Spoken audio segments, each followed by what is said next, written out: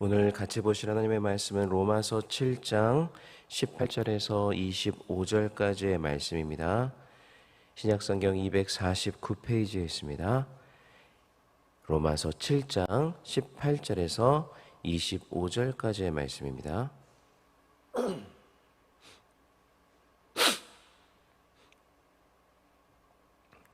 다 찾으신 줄로 알고 한 목소리로 같이 읽겠습니다. 내 속 그 내 육신에 선한 것이 거하지 아니하는 줄을 아노니 원함은 내게 있으나 선을 행하는 것은 없노라. 내가 원하는 바 성은 행하지 아니하고 도리어 원하지 아니하는 바 악을 행하는도다. 만일 내가 원하지 아니하는 그것을 하면 이를 행하는 자는 내가 아니요 내 속에 거하는 죄니라. 그러므로 내가 한 법을 깨달았노니 곧 선을 행하기 원하는 나에게 악이 함께 있는 것이로다. 내 속사람으로는 하나님의 법을 즐거워하되 내 지체 속에서 한 다른 법이 내 마음의 법과 싸워서 내 지체 속에 있는 죄의 법으로 나를 사로잡는 것을 본도다. 오라 나는 곤고한 사람이로다. 이 사망의 몸에서 누가 나를 건져내랴. 우리 주 예수 그리스도로 말미암아 하나님께 감사하리로다. 그런즉 내 자신이 마음으로는 하나님의 법을 육시로는 죄의 법을 섬기노라. 아멘. 자, 지난주에 말씀드린 것처럼 오늘 본문인 로마서 7장 14절에서 25절은 성경에서 가장 난해한 부분 중에 한 부분입니다. 이 14절에서 25절에 나오는 나라는 사람이 과연 누구를 의미하느냐에 따라서 의미하느냐에 대해서 의견이 분분하기 때문입니다. 어떤 이들은 본문의 나가 불신자를 말한다라고 이야기를 합니다.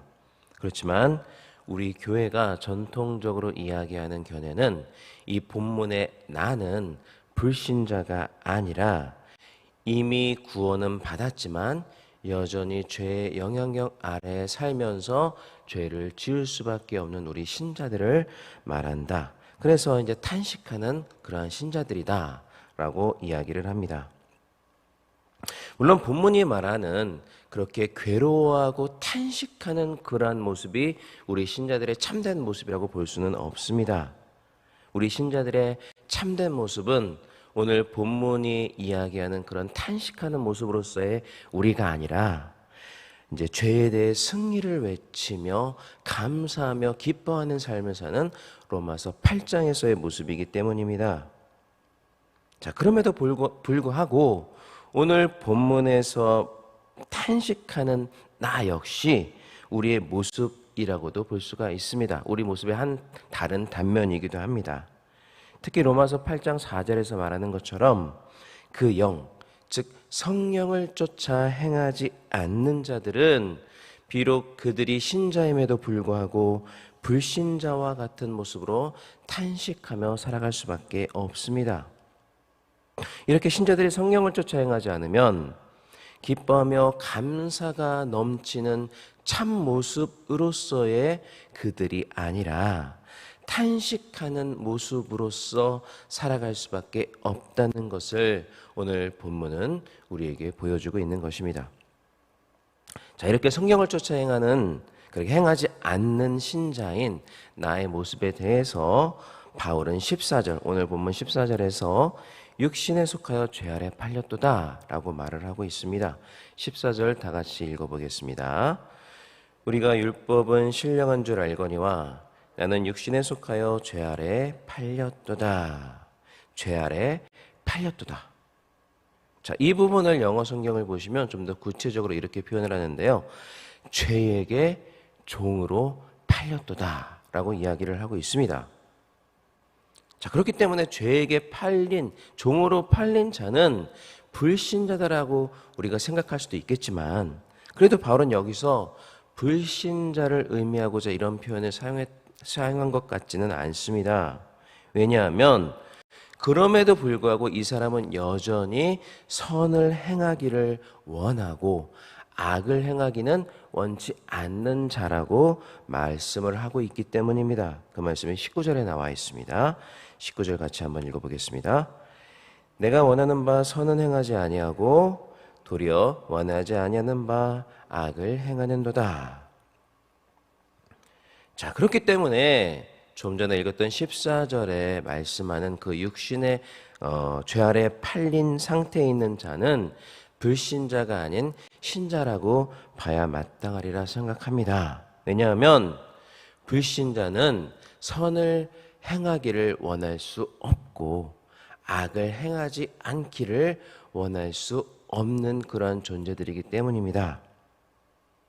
다만 성령을 쫓아 행하지 않고 육신에 속하여 그러한 그렇게 살아가는 신자는 죄의 종으로 팔린 것과 다름없는 삶, 즉 불신자와 다름없는 삶을 살 수밖에 없다라는 것을 강조하기 위해서 바울은 14절에서 성령을 쫓아 행하지 않는 자들, 그러한 신자들을 육신에 속하여 죄 아래 팔린 자들이다 라고 표현을 하고 있는 것 같습니다.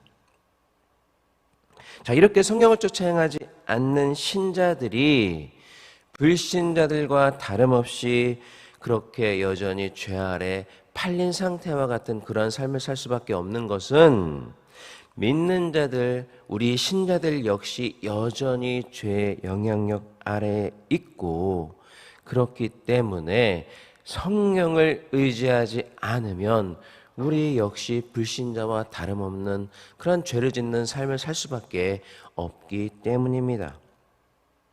그래서 우리가 모든 것이 은혜라고 고백하는 것입니다.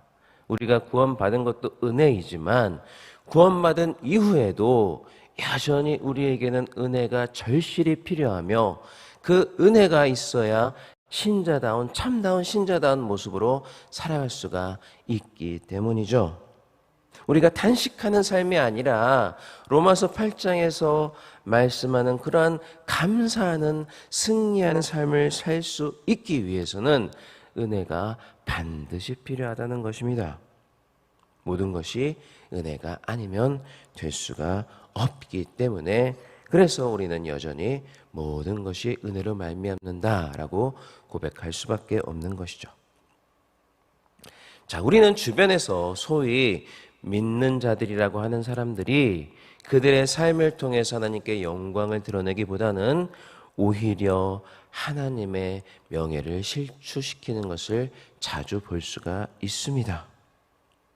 이는 믿기는 믿으나 성령을 쫓아 행하지 않고 14절의 말씀처럼 여전히 육신에 속하여 육신을 따르는 삶을 살기 때문에 그런 것이며 그렇게 육신을 따라 살면 불신자와 같은 때로는 불신자보다 더 못한 삶을 살 수 있는 것이 우리 신자구나라는 것을 보여주는 아주 현실적인 증거들이라 할 수가 있을 것 같습니다. 물론 그렇게 사는 사람들이 참된 신자가 아닐 수도 있습니다. 무늬만 신자이지 참된 신자가 아닌 쭉정이와 같은 자들도 교회 안에는 여전히 존재하기 때문이죠. 그렇기 때문에 그들이 참된 신자인지 아닌지는 하나님만 아시겠지만 우리 믿는 자들 역시 성령을 쫓아 행하지 않으면 이러한 삶을 살 수 있다는 것은 자명한 일입니다. 자, 이어서 바울은 이렇게 내가 원하지 않는 삶을 살 수밖에 없도록 만드는 그러한 주체는 내가 아니라 내 속에 거하는 죄다라고 말씀을 하고 있습니다. 17절 말씀 우리 같이 한번 읽어보겠습니다. 이제는 그것을 행하는 자가 내가 아니요 내 속에 거하는 죄니라. 그리고 20절에서 다시 한번 반복을 하고 있습니다. 20절도 같이 읽어보겠습니다. 만일 내가 원하지 아니하는 그것을 하면 이를 행하는 자는 내가 아니요 내 속에 거하는 죄니라. 자, 여기서 죄가 내 속에 거한다라고 말씀을 하고 있는데요. 이렇게 죄가 거하는 장소인 내 속은 18절 말씀에 따르면 내 육신을 말하는 것입니다. 18절 말씀 또 같이 한번 읽어보겠습니다. 내 속, 곧 내 육신에 선한 것이 거하지 아니하는 줄을 아노니 원함은 내게 있으나 선을 행하는 것은 없노라. 자, 여기서 육신이란 그러니까 영혼과 반대되는, 그러니까 이렇게 눈에 보이고 우리가 손으로 만질 수 있는 그런 우리 물질로서의 이 육신을 말하는 것이 아니라 아직 완전히 성화가 이루어지지 않아서 여전히 죄의 영향력 아래에 살면서 죄를 짓고 살아가는 우리들의 모습을 말하는 것입니다.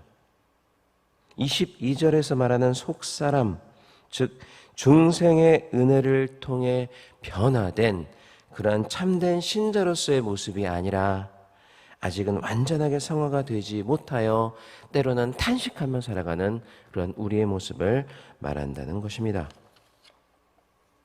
그리고 우리 안에 거하는 그 죄의 영향력으로 말미암아 나는 그 죄가 이끄는 대로 어쩔 수 없이 선을 원하지만 선을 행하지 못하고 악을 행하길 원치 않으나 악을 행하는 삶을 살 수밖에 없게 되는 것이죠. 자, 19절 같이 한번 읽겠습니다. 내가 원하는 바 선은 행하지 아니하고 도리어 원하지 아니하는 바 악을 행하는도다. 이러한 우리 신자들의 이중적인 상황에 대해서 바울은 이렇게 말을 하고 있습니다. 22절과 23절 같이 한번 또 읽어보겠습니다. 내 속사람으로는 하나님의 법을 즐거워하되 내 지체 속에서 한 다른 법이 내 마음의 법과 싸워 내 지체 속에 있는 죄의 법으로 나를 사로잡는 것을 보는도다. 자, 이런 딜레마에 빠져서 원치 않으면서도 죄를 지으며 살아갈 수밖에 없는 자신의 모습을 자각한 본문의 나는 오호라 나는 곤고한 사람이로다 라고 탄식할 수밖에 없는 것입니다. 24절 또 같이 한번 읽어보겠습니다. 오호라 나는 곤고한 사람이로다. 이 사망의 몸에서 누가 나를 건져내랴. 자, 여기까지만 지금까지 설명드린 내용으로만 보면 참 구원받은 자라 할지라도 여전히 그 삶이 비참해 보이는 것이 사실입니다. 이러한 삶은 불신자와는 다름없는 그런 삶이기 때문이죠.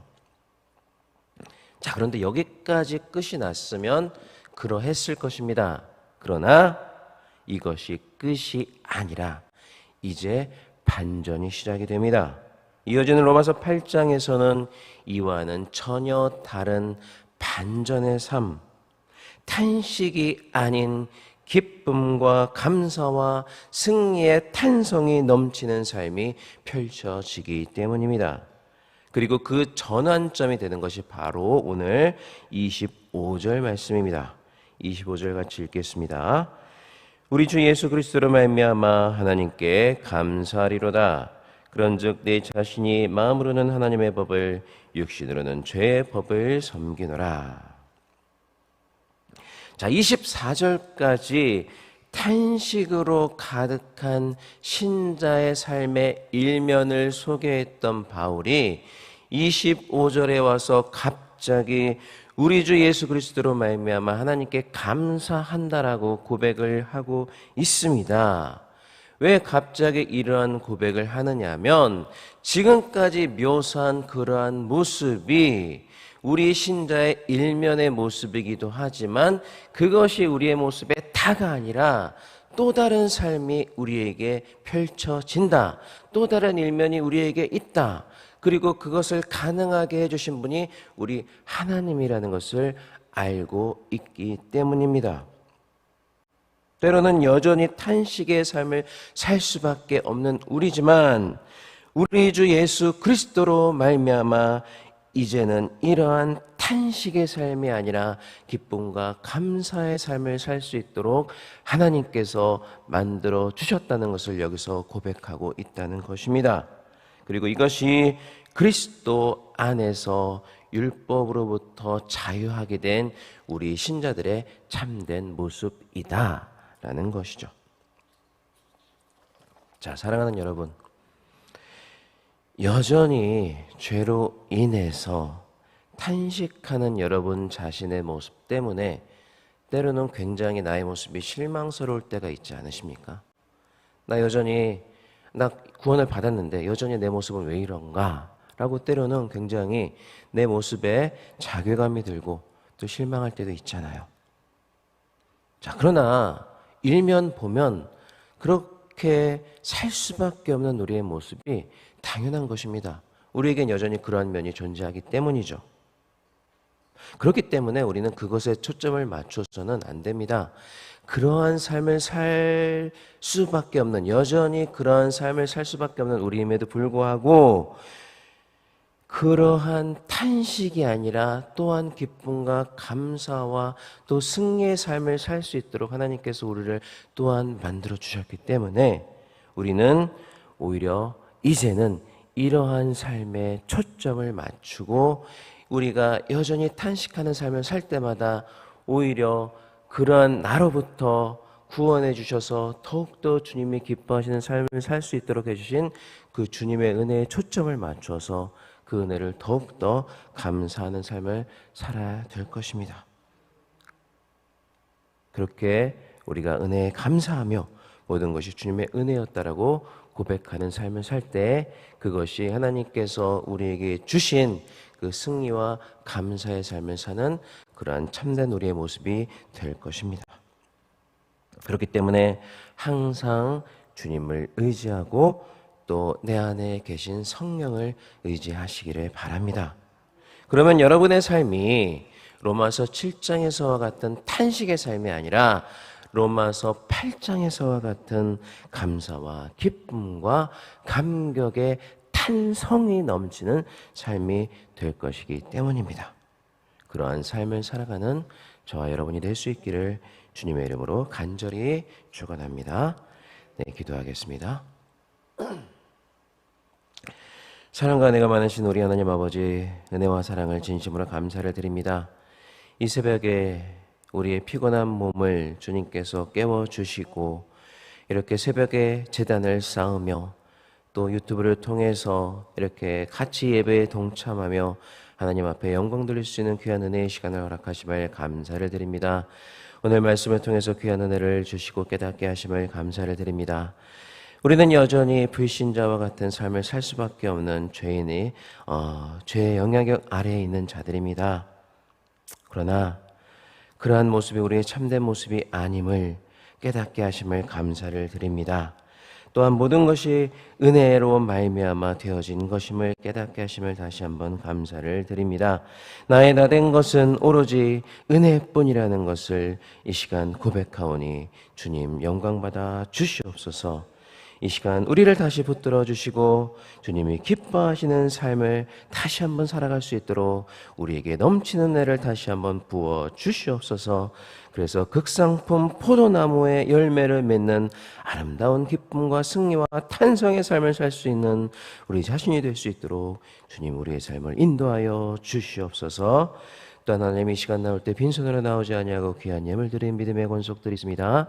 그들의 마음을 주님 기뻐 받아 주시고 여러 제목으로 드린 귀한 예물 가운데 하나님의 놀라운 축복에 축복을 더하여 주시며 천배만배 축복으로 갚아주시고 쌀 곳이 없도록 부어주시는 주님의 귀한 은혜를 맛보는 삶을 살아갈 수 있도록 주님 함께하여 주시옵소서.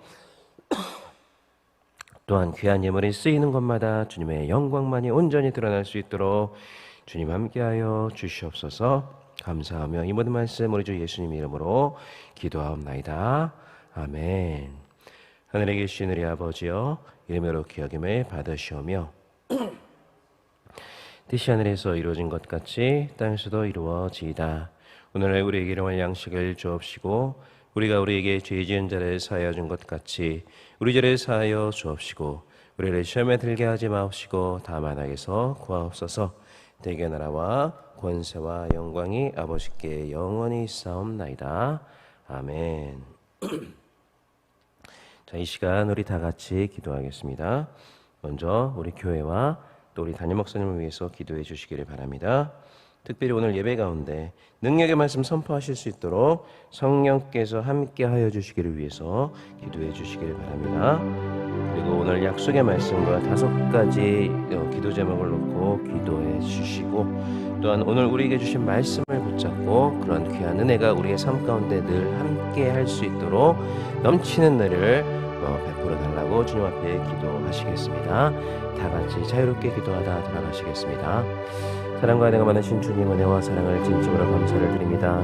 이 시간 우리를 귀한 새벽 제단으로 불러주시고 이 시간 말씀을 통해서 또 예배를 통해서 또 이렇게 우리가 기도할 수 있는 시간을 통해서 하나님 우리에게 은혜를 주시고 귀한 은혜를 베풀어 주심을 감사를 드립니다. 이 시간 우리가 주님 앞에 기도할 때 먼저 우리 담임 목사님을 위해서 교회를 위해서 또 기도하기를 원합니다. 오늘 말씀을 전하실 우리 담임 목사님을 주님 붙잡아 주시고 귀한 말씀 선포하실 때 성령께서 두루마기로 은혜의 두루마기로 능력의 두루마기로 임하주셔서 귀한 말씀을 잘 선포하실 수 있도록 주님 붙잡아 주시옵소서.